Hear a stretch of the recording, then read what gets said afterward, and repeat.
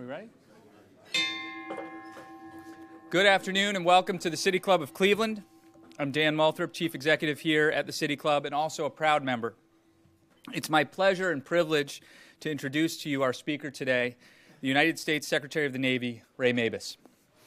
Since its birth on October 13th, 1775, our nation's Navy has been involved with more than 10 major wars and countless battles in the effort to bring security, democracy, peace, and prosperity to Americans. The Secretary of the Navy is responsible for and has the authority under Title 10 of the United States Code to conduct all the affairs of the Department of the Navy, which is comprised, as some people often forget, of two uniformed services, the U.S. Navy and the United States Marine Corps. Today, those two branches contain more than 500,000 active servicemen and women. 240 years after the establishment of the Navy, we're here to discuss how to prepare our expeditionary fighting force for the future. Our future fighting force, of course, is increasingly relying on women in combat positions, and a study released last week indicated that mixed-gender combat units are not as effective as single-gender combat units. In an interview with NPR last week, however, Secretary Mabus took issue with the study, and I suspect we may hear a bit more about that today. Ray Mabus is the nation's 75th Secretary of the Navy, the longest to serve as the leader of the Navy and Marine Corps since World War II. Before his appointment by President Obama in 2009, Secretary of Mabus held a variety of leadership positions, including Governor of Mississippi, Ambassador to the Kingdom of Saudi Arabia, and lead on the cleanup of the Gulf after the Deepwater Horizon. So you've got government, diplomacy, crisis management. Uniquely qualified for the position he currently occupies. He is a native of Ackerman, Mississippi, and received a bachelor's degree from the University of Mississippi and a master's degree from Johns Hopkins and a law degree from Harvard Law School. After Hopkins, Mr. Mabus served in the Navy as an officer aboard the cruiser USS Little Rock. Ladies and gentlemen, members and friends of the City Club of Cleveland, please welcome the 75th U.S. Secretary of the Navy, Ray Mabus.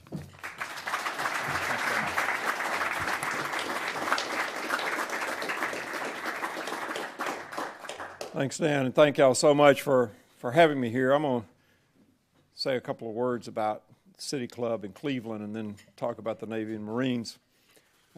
We were talking earlier, and one of your early speakers and members, Newton D. Baker, I have somewhat of a connection to the former Secretary of War and Governor of Ohio.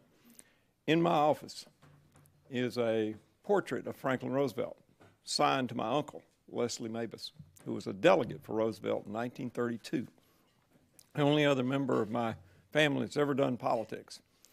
And I didn't know he had this picture until I was elected governor, and he was, at that point, the oldest living state legislator, state senator in Mississippi. And he gave an interview and talked about having this picture of Roosevelt. So I asked him, I said, "You still have that?" And he said, "Yeah." I said, "Can I have it?"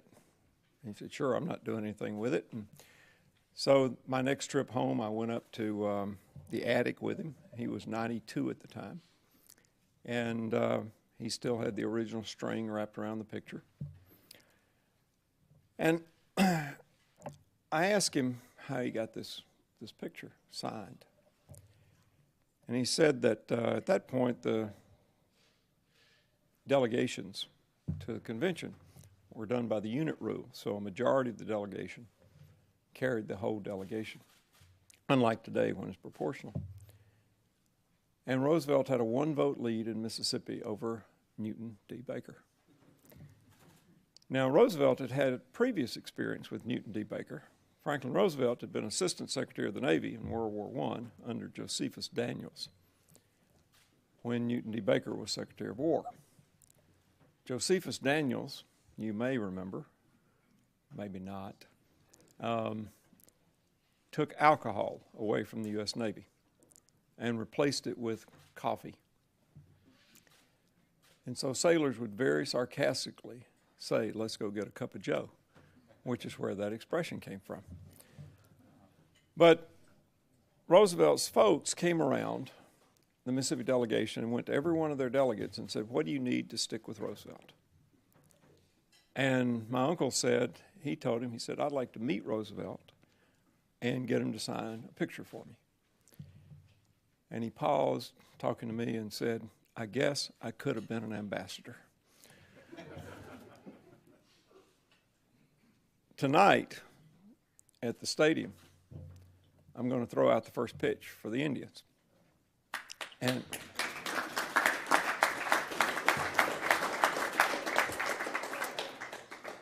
if you wonder if this is a good job or not, this will be my 30th stadium. Cleveland is the last of all 30 major league stadiums that I've thrown out a first pitch in. Well, it started almost by accident because I name all Navy ships and we have naming ceremonies. And we were doing naming ceremonies at state capitals and at city halls and war memorials and things like that. And they were great. We would have 200 or 300 people come. And almost by accident, we went to St. Louis, where I was naming the USS St. Louis. Named it at City Hall, and the mayor said, "Well, you're going to the ball game tonight. Why don't you name it at the ball game as well?" So I did. And instead of having 200 or 300 people, there were 45,000 people that all stood up and cheered. Because the Navy and Marine Corps are America's away team. We never have a home game. We never get to play anywhere close to where we're from. And one of the ways we connect to the American people, to the people that the Navy and Marine Corps are standing the watch on behalf of, the people being protected, is through things like ball games, through things like swearing in new sailors, re-enlisting current sailors and Marines, or naming ships. And so the reason Cleveland is 30th is we have an award called the Bob Feller Act of Valor Award, named after one of the most famous Cleveland Indians of all times. And Bob Feller, we have this award once a year. We give it to a veteran, a baseball player who was in the military. We give it to a chief in the Navy who does community things. And we give it to an organization or a current major leaguer who does things for veterans or who does things for the community. And Bob Feller very famously said in his Hall of Fame induction ceremony, when asked about what was his most memorable victory, said World War II. So, Navy and Marine Corps. What the Navy and Marine Corps uniquely give to this country is presence. Being around the globe, around the clock. Being at the right place, not just at the right time, but all the time. Giving our leaders options in times of crisis. We get on station faster. We stay longer. We bring everything we need with us, and we don't have to ask anyone's permission to get the job done.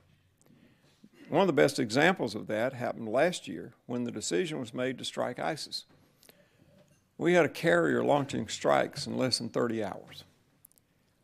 And for 54 days, we were the only strike option. And the reason for that wasn't that we didn't have any other aircraft in the region, because we did. The reason was that the countries where those aircraft were wouldn't allow them to take off armed for strike. We didn't have to ask. We were flying from sovereign American territory. So to get this presence, to provide this presence, I've organized my thinking in the way the Navy and Marine Corps are operated around 4 principles. And they all start with P: people, platforms, power, and partnerships. We have the best force that we have ever had. The Marines are the rightful heir to the Marines that fought across the Pacific and captured Iwo Jima and Guadalcanal and Peleliu. The sailors are the rightful heirs of those stretching back to the days of our revolution. We have the best trained, we have the best educated, we have the most dedicated force that we've ever had, but we've put a lot of stress on them. particularly since 9/11/2001. We've been at almost constant,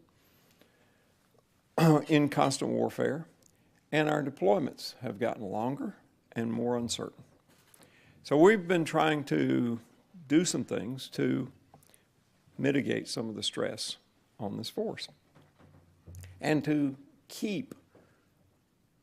recruit and keep those highly talented people that we want. We've done things like 21st Century Sailor and Marine, which we had a lot of programs dealing with a lot of different issues that sailors and Marines face, things like education or family benefits or sexual assault or counter-suicide. But they were all one-off programs out there by themselves in stovepipes. We put them all together because so many things cut across some of these programs. Alcohol, for example, cuts across family violence, suicide, sexual assault, and we made a one-stop shop for sailors and Marines to go get the assistance that they or their families may need. In May, we launched a big new set of initiatives in terms of how we manage the force. We're managing, I've got, if you count civilians, about 900,000 people. We're managing our uniformed forces with tools that were passed or instituted in the 60s and 70s. So what we're trying to do is make careers more flexible. What we're trying to do is tap into some of the innovation that we have in the fleet. And we're doing it through things like the Career Intermission Program, which says that you can take 3 years off to do anything. Now, you owe us 2 years for each year you take off. But if you want to have a family, if you want to look after a loved one, if you want to go get another experience that we may not think is worth the Navy or the Marine Corps sending you, but it will help in some way, you can do that. And when you come back, your lineal number will be rolled back, so you're competing against people from 3 years earlier, not the ones that stayed in the entire 3 years.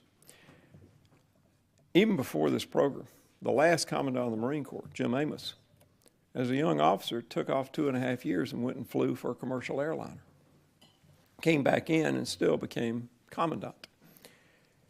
It keeps people from having to make a choice between career and doing something else that they think they need to do or want to do.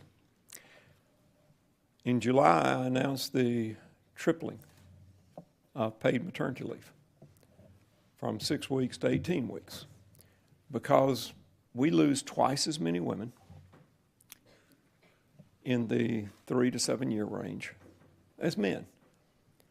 And it's almost always for the same reason, and it's to have a family.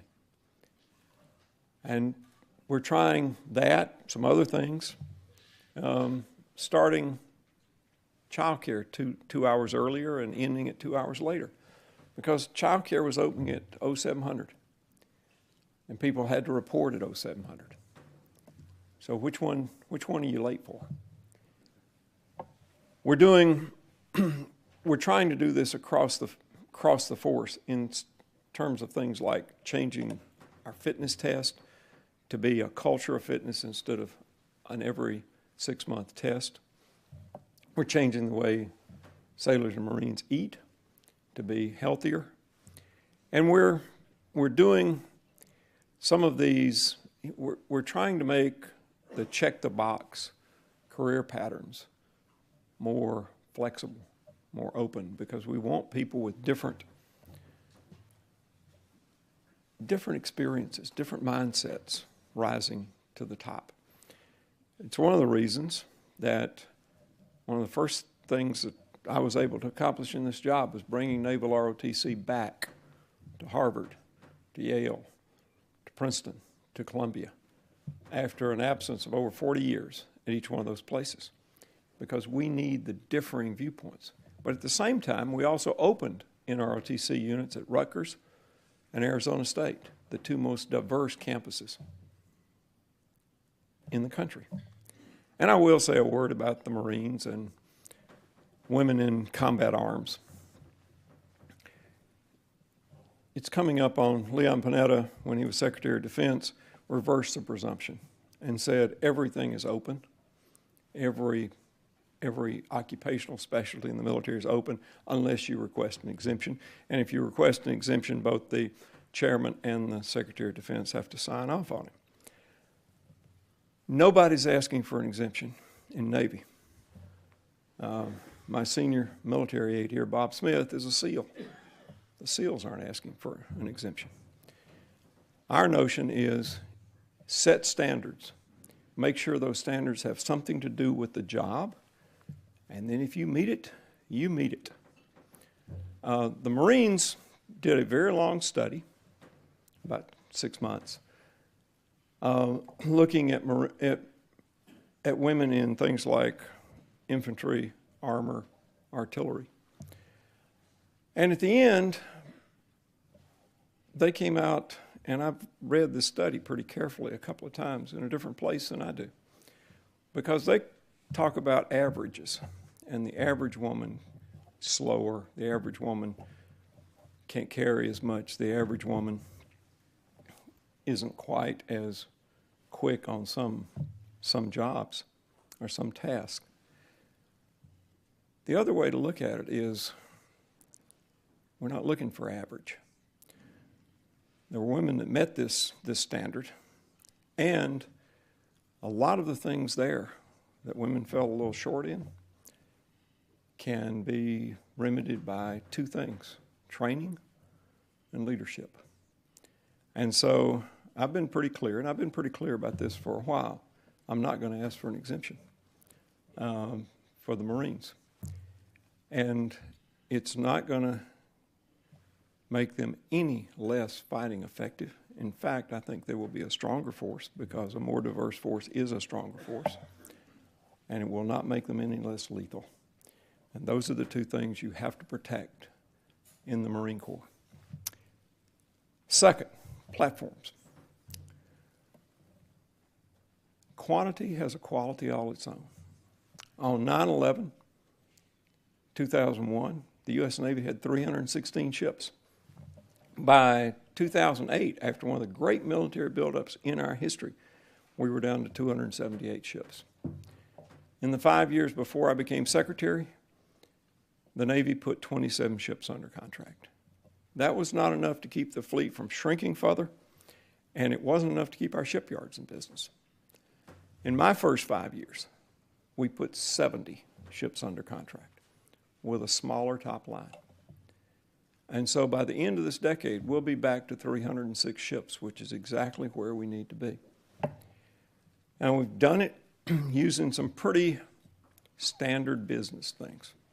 More fixed price contracts, more competition, just harder bargaining. And I'll give you two quick examples. We just signed last summer the largest contract ever in Navy history for almost $18 billion to buy 10 Virginia-class attack submarines over the next 5 years. Now, these submarines cost $2 billion apiece. If you're doing math in public, 18 billion, or 2 times 10 is not 18. By buying 10 at a time, by allowing these shipbuilders to have economic order quantity of their equipment, by allowing them to have stability in their workforce so that they can make the investments in infrastructure and training, we're getting 10 subs, but we're paying for 9. It's like having one of those punch cards. You know, buy 9 subs, get your 10th free. So we're saving $2 billion on this contract. On our destroyers, we have 2 yards that build them. One in my home state of Mississippi, in Pascagoula, Ingalls, and one in Maine, Bath Iron Works. And we were building 2 destroyers a year, and they were taking it sort of as an allocation. Okay, we're going to get one. And we want them both to stay open because we want the competition. So the prices just kept going up on these things. So instead of bidding out 2, we bid out 3. And we said, low bid gets the 3rd ship. And oh, by the way, the difference in the high bid and the low bid comes out of the high bidder's profit. Well, one shipyard just crushed the other one in that first round. Well, the next year, we bid out 9. Same rules. Winner gets 5, or low bid gets 5, high bid gets 4. And the difference in the high bid and the low bid comes out of the high bidder's profit. The other shipyard won decisively. We're saving $300 million per ship by doing it that way. And so we're getting to the size that we need, because you've got to have those big gray hulls on the horizon. You've got to have them there to reassure our allies. You've got to have them there to deter potential adversaries. You got to have them there because in today's world, if you're not there, if something happens, you may never get there. We can respond to anything.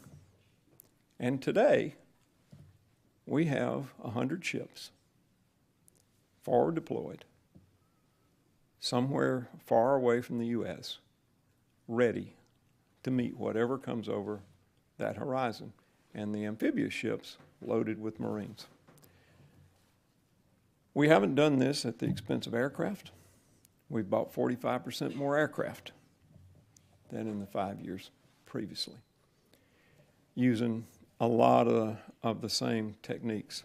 And we're going far deeper into things like unmanned systems and exotic things like rail guns and laser weapons that we've already deployed now into the Arabian Gulf. Third is power. And that's what fuels our ships and our aircraft and our weapon systems. If you want to see how fuel, energy, can be used as a weapon, just look at what Russia did to Crimea. Just look at what Russia's trying to do to Ukraine. Look at what Russia's trying to do before the big drop in oil prices to Europe. In 2009, it became apparent that it was one of our vulnerabilities. It was a vulnerability in 2 ways. One is supply, particularly away from home. Could we get all the oil and gas that we needed? And 2 was price. The price shocks that go with oil and gas, because it's a global commodity.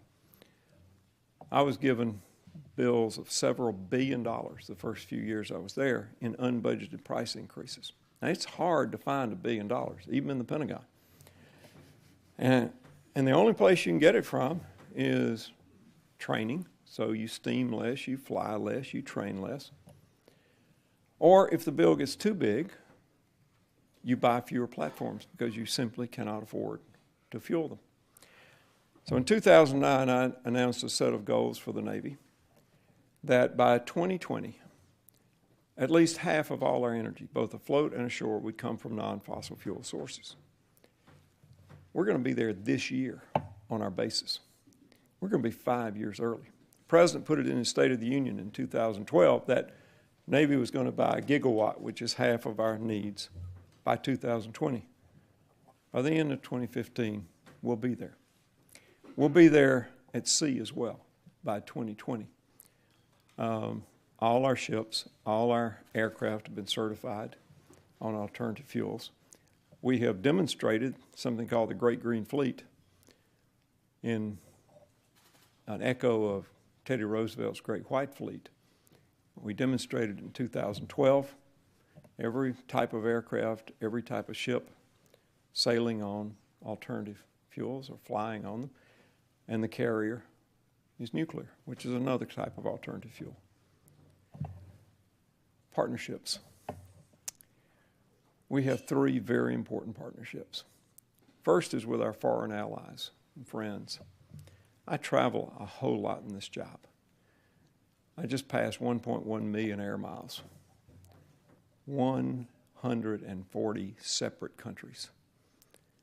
and we're doing something with each one of them. Now, I go for two reasons. One is to see sailors and Marines where they are deployed instead of waiting in the Pentagon on the off chance they may come by and see me.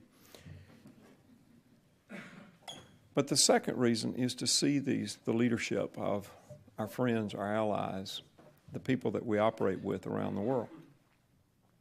Second is the partnership we've got with industry, and I talked about that. We owe industry certain things. We owe industry stable designs. Don't design the ship while you're building it. You'd be surprised how often that happens. Second is, if you get a new gee-whiz technology, wait till the next ship, wait till the next aircraft to put it on. Don't try to force it in. And third is, how many of these are we going to build, and what's the time frame? In return, industry owes us certain things. If they know what we're going to build, to make the investments in infrastructure and job training, and that if we don't change the design, every ship of the same type or every aircraft of the same type ought to cost less than the one before it. There ought to be a learning curve. But the third partnership is the most important, and that's the partnership with the American people. As I said before, we're America's away team. People don't get to see sailors and Marines much. They certainly don't get to see them doing their jobs. They don't get to see them doing how hard these jobs are, how we expect them to do it well, how much we push responsibility down to the very lowest ranks, and how we have increased that responsibility and as our deployments have increased in length and in uncertainty. The American people are the beneficiaries of having those sailors and Marines out there all the time, day and night, standing the watch. We deploy equally in times of war and peace. There's never a permanent homecoming for any sailors or Marines. We're there all the time. And the whole purpose is to protect this unique and great country of ours. United States Navy, United States Marine Corps, the most powerful expeditionary fighting force the world has ever known. And it's our job to keep it that way. So from the Navy, Semper Fortis, always courageous. From the Marine Corps, Semper Fidelis, always faithful. Thank y'all. Thank you very much. You can sit for a second and I'll do the little pivot. Thank you very much, Secretary. Today we are enjoying a forum featuring Raymond Mabus, Jr., 75th United States Secretary of the Navy, or to continue his metaphor, GM for the U.S. away team. We encourage you to organize your questions for Secretary Mabus now and remind you that your questions should be brief and to the point. If you're joining us via our webcast and would like to tweet a question, we welcome that. Please tweet it at the City Club. We welcome all of you here and those joining us via the webcast provided by our primary media partner, 90.3 WCPN, WVIZ PBS 104.9 WCLV Idea Stream, or one of the many radio stations across the country and the region that carry City Club programs. Production and broadcast of the City Club is made possible by Cleveland State University and PNC. Be sure to join us on Friday, September 18th, as we welcome William Griswold, the 10th director of the Cleveland Museum of Art, for a conversation on his plans to shape the future of one of America's leading art museums. For more information about our upcoming and past forums, please visit us online at cityclub.org. We welcome guests at tables hosted today by the U.S. Naval Academy alumni and parents. Thank you very much. Additionally, we welcome students to today's forum from Westlake High School and Shaw High School. Could the students please stand to be recognized?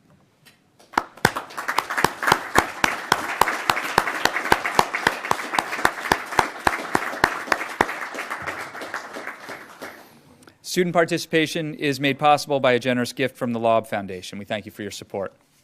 Now it's time for our traditional City Club Q&A. Holding our microphones today are City Club City Club Office Assistant Wesley Allen and Director of Programming Stephanie Jansky. Our first question, please. Secretary Mabus, thank you for coming to Cleveland, and I hope you can bring good luck to the Indians tonight when you throw out that first pitch. they need a few victories over the Royals to stay in the race. Little background, my granddaughter is a resident of North Carolina, and her boyfriend is currently serving in the Marines at Camp Lejeune. Recent graduate of University of North Carolina at Chapel, or at Charlotte, and he was ROTC, or training for the Marines, and is now, I believe, an officer. A couple of things. I was very interested in your brief description of the study that the Marines did, and wondered if you go a little bit more into the depth of how that came about and what the practices are. You know, does that kind of study have to come up to your level for approval before it happens, or this is something that goes on at the expeditionary force level, that kind of thing? And then secondly, I know the Marine base at Camp Lejeune has a major problem with some kind of environmental problem with the water supply, I believe due to chemical pollution that was previously created by the military. I assume that's a problem on other bases, or more general problem than just one place, that their old environmental problems need to be cleaned up. What's the military doing about those kinds of issues? If you'll come here just for a second. I've got a tradition at all hands calls. First question gets a coin.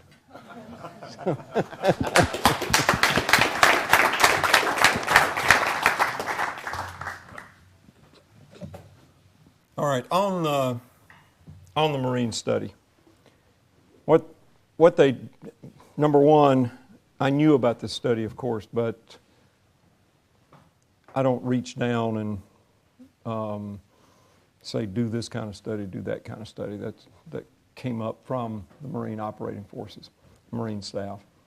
But the way it was structured was they asked for female volunteers to go do the closed occupations now. Infantry, artillery, armor, AAV drivers, amphibious assault vehicle drivers. And the standards for women getting into those were very minimal standards, just basically volunteer. And you had to do a certain number of pull-ups and run, but it was pretty standard. Then they went through the thing with assigning women with Marines who were already in the infantry, already in the artillery, already in armor. And they did the results. And some of the results, you know, on average, women dropped out more. On average, women couldn't carry as much or were injured more from carry. On average, teams with women on them were slower. Not much, but a little bit. But these were all on average. There were women that met every test in this. And so one of my concerns about it was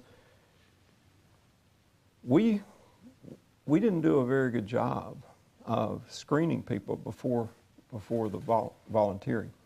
One of the things that came out of this was there were no standards, zero, for most of these jobs. You just assumed that if somebody went through boot camp, a man went through boot camp, that they could do it. A lot of men can't.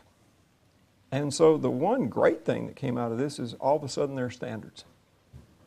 So male or female, you're not going to get to be in the infantry, or you're not going to get to be in armor or whatever unless you meet these standards up front. That is a tremendously good thing that came out of the study. Once you're past that, and that these standards have something to do with the job at hand, they're not just arbitrary. You know, you got to be able to do 100 pull-ups to be in the infantry, which has very little to do with the infantry. Then you got to quit looking at averages. Then you got to start looking at the individuals.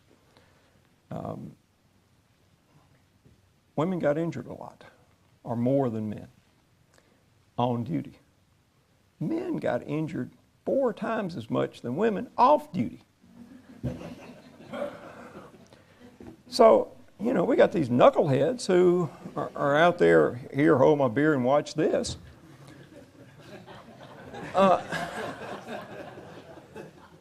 So do we keep men from being in the infantry because they get hurt so much off duty? I don't think so. And so, I think this study served a very good purpose. It's come up with the standards. Those standards have something to do with the job. Once you've done that, I just see no reason to say because the average person, woman, cannot meet this, we're not giving anybody a chance. So, and second, the drinking water issue at Camp Lejeune was in 2 housing projects. It started in the early 80s. It was a dry cleaning solvent that leached into the water supply. It was not discovered, it had been going on for a while. It was not discovered until the 80s. Immediately shut down, immediately new water source gotten. So there was no ongoing issue for the last 30 years or so. There have been allegations that there was a higher incidence of illness with people who had gone through as Marines. What we have done is we have, and we've done this for almost a decade now, contracted with ASTDR, which is it's the people that measure illness and clusters of illnesses and things like that, looking for a connection. And we've done it with Centers for Disease Control, and now we're doing it with this organization.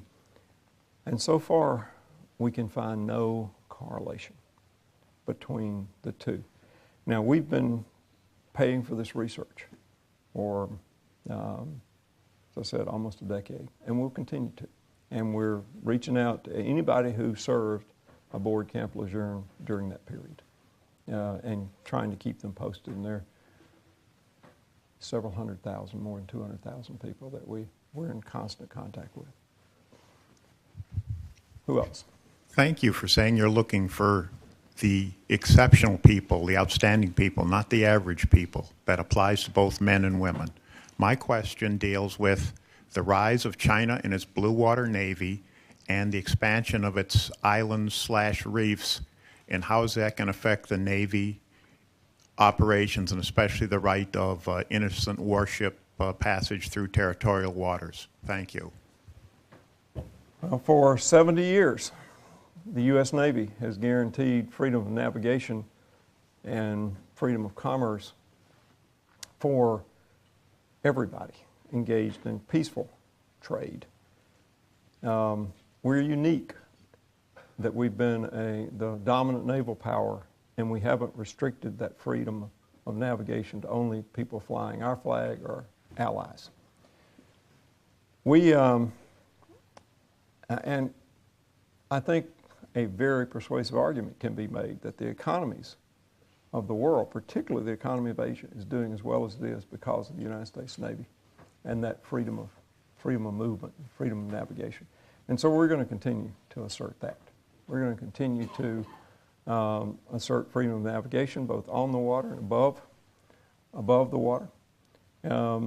We obviously keep an eye on what they're up to, but our response to things like, I went to China in 2012 in this job, and there would always be these almost rote complaints about our reconnaissance flights and our collection ships. And my response would be, well, you know where we are. We're adhering absolutely to international law. And you must think it's valuable because you sent an intelligence gathering ship to RIMPAC in 2012, our biggest exercise, biggest naval exercise in the world. Our response to them sending that intelligence gathering ship was we invited them to the next RIMPAC. We said, why are you just out there collecting? Come on in. Well, we'll include you in this. And so they came. They sent 4 ships to RIMPAC in 2014. Guess what else came? The intelligence gathering ship.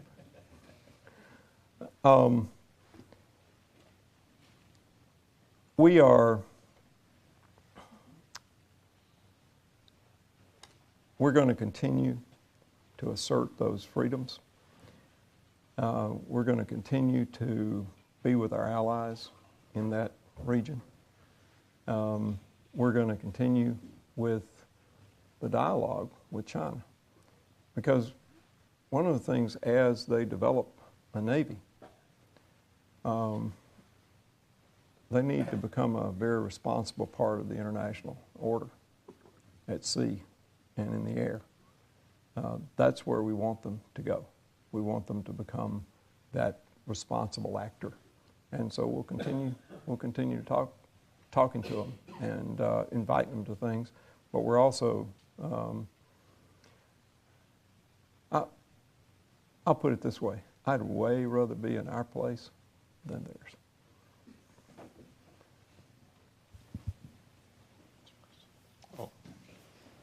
Following up on that comment, I understand that the Chinese have developed supersonic missiles launchable from their submarines. What's the state of our development of that type of weapon? I would, well, I'm constrained in what I can say about that or any weapon system under development, but I'll just repeat what I said. I'd way rather be in our position than theirs right now.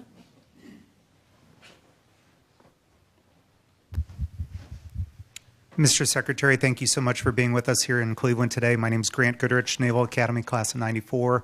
I'm actually going to follow the pattern of questions on China. We did have a speaker from Naval Postgraduate School address the Cleveland Council on World Affairs speaking about Chinese maritime strategy last week, so perhaps that's prompted some of the conversation. I think all of us walked away from that presentation a bit alarmed at the speed with which China has transformed from a brown water navy to a green water navy. And I was wondering if you could talk a bit more about platforms, one of your themes today, and the speed of our acquisition process and the speed with which we adopt technology. I was a Marine Corps officer who was promised the AAAV at the Naval Academy, and when I left, we still hadn't seen it come into the fleet. So from design to deployment, what's our timing for aircraft and for ships today? And you mentioned we're not adding technology while the ship's in the shipyard. We're waiting for the next ship. What's that process to build technology into our ships today? Well, number one, in terms of ships, ships take a long time to build.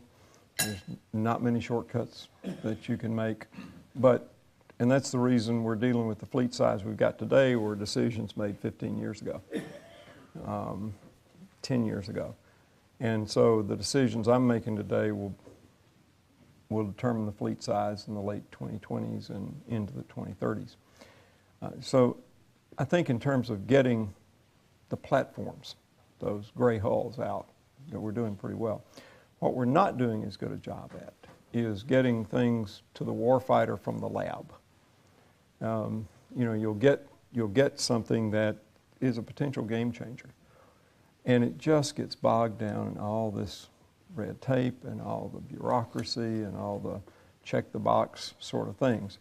And we're not keeping pace in terms of getting that technology out there faster.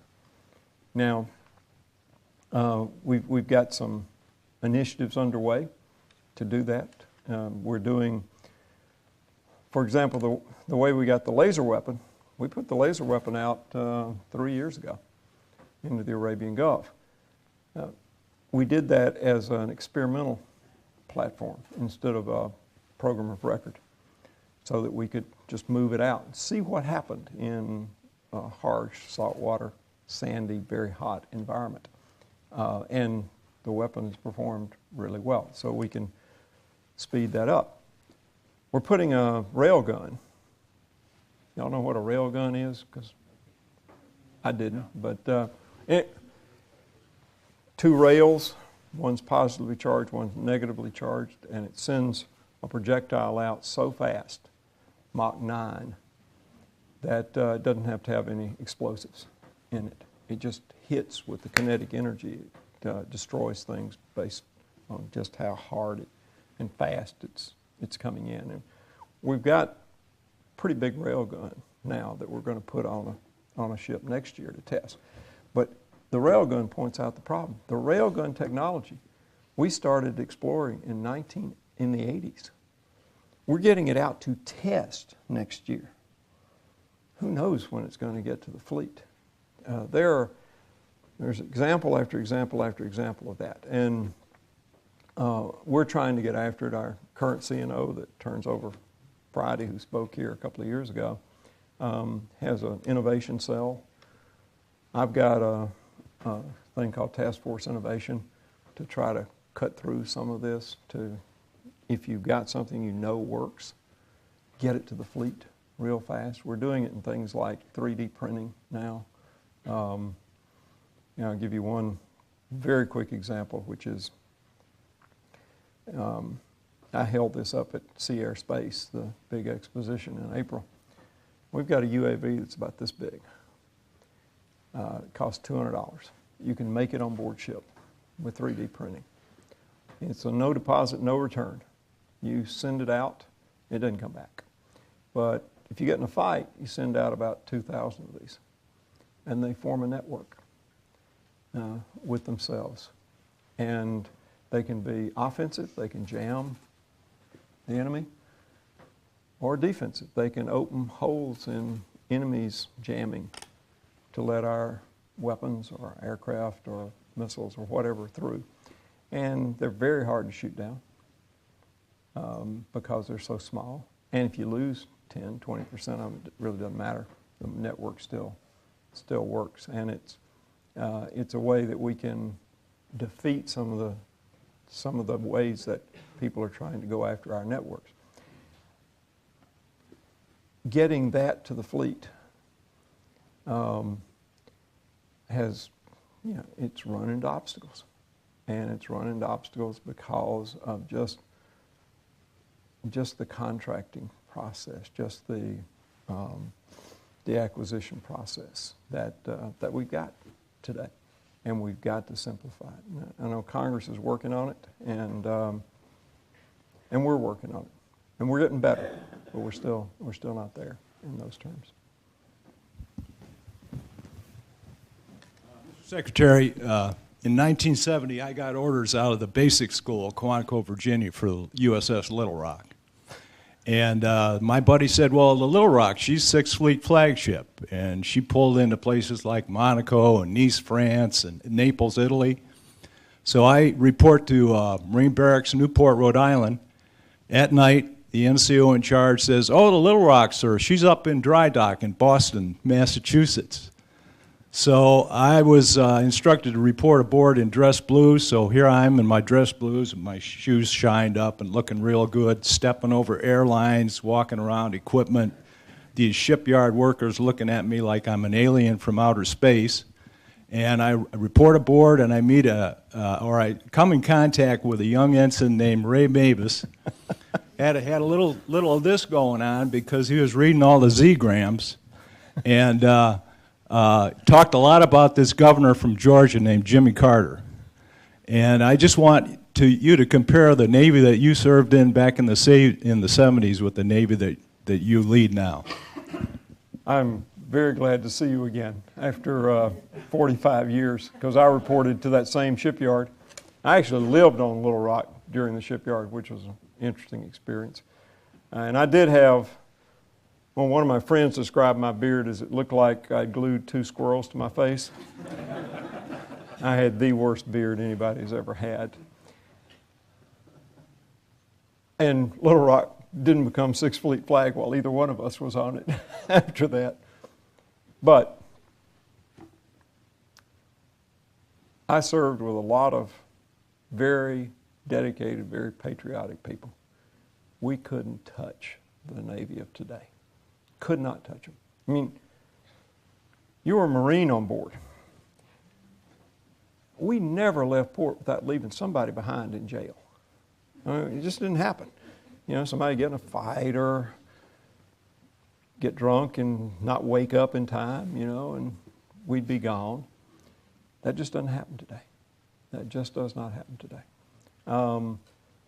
Then judges would sometimes say, go to jail or join the Navy.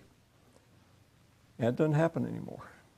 In fact, 3 out of 4 Americans, 18 to 24 years old, don't qualify for the U.S. military. So we are taking the very best in terms of education, in terms of health and fitness, and in terms of you can't have a criminal record come into the Navy. There was a lot of work that was not highly mentally taxing, I'll put it that way, when I was in. A lot of chipping and painting, a lot of holy stone in the teak decks on Little Rock. And that's gone. I mean, today, you've got to be very good to handle a lot of the equipment that we have just as a routine on these ships. And the last thing I'll say is, when I was announced for this job, I am positive that the most surprised people on earth were my shipmates from Little Rock. And I'll tell a quick story. When I was sworn in as governor, my captain, Gordon Nagler, who commanded Little Rock while I was on it, came. I had kept in touch with him. He ended up a 3-star admiral. He ended up in 6. And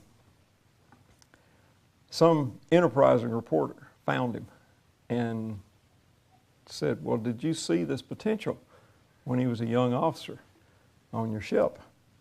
And Captain Nagler sort of paused and he said, I always thought he would make something of himself. I just knew it wasn't going to be in the Navy. I wish he was here so much to see me in this job. But hang around afterwards. I'd love to reconnect to you. I think we've got time for one more. Okay. My name is Antonio Johnson. I'm in the 9th grade. I just wanted to ask, due to the advancement in weapons, including the ISIS weapons and North Koreans' weapons, what do the Marines in the Navy have, like, new obstacles to get over? Well, number one, thank you for what you're doing. I've got a 9th grader, too. That I don't know, how you doing in geometry? Is that what you're taking? That's what she's taking. And I'm not doing well in it. I don't know how she's doing.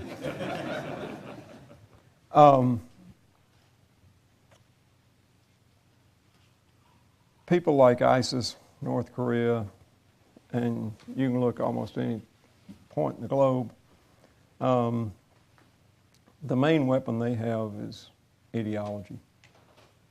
And that's our main weapon, too. We stand for freedom, just like City Club here stands for freedom of speech.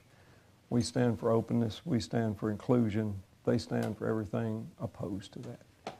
And I think in the long run, our ideas win. It certainly has shown that in history. But it takes a while. And it takes very dedicated people to do it. And the individual weapons are less important than the people operating those weapons, than the people that are willing to raise their hand and say, send me. We've got about 0.5% of the United States today that serves in uniform. And 0.5% protects the other 99.5%. And so as you go forward from the 9th grade, I hope you'll, I know that you've made the commitment to junior ROTC, but I hope you'll continue to look at it. We need really, really good people.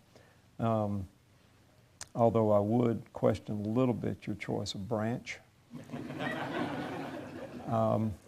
And I did point out to them that they were not alive the last time Army beat Navy in football, which was sort of a mean thing to do. One more. Okay. Welcome to Cleveland, Mr. Secretary. Got a short one for you. Could you give us a little update on the recent move to put women on submarines? I can, because I made that decision in 2010. We have women officers on all classes of submarines today. We started out on SSBNs and SSGNs, our ballistic missile and guided missile submarines. We've now expanded that to our attack submarines. And earlier this year, in 2015, January, February, we began assigning enlisted women. We had to make a few, not many, sort of changes on the sub in order to do that, but not many.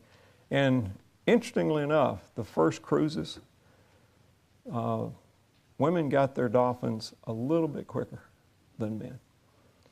And there's been very little, I made the announcement that women were going on to submarines, and it was basically nobody cared. A month later, the then CNO made the announcement you couldn't smoke on submarines.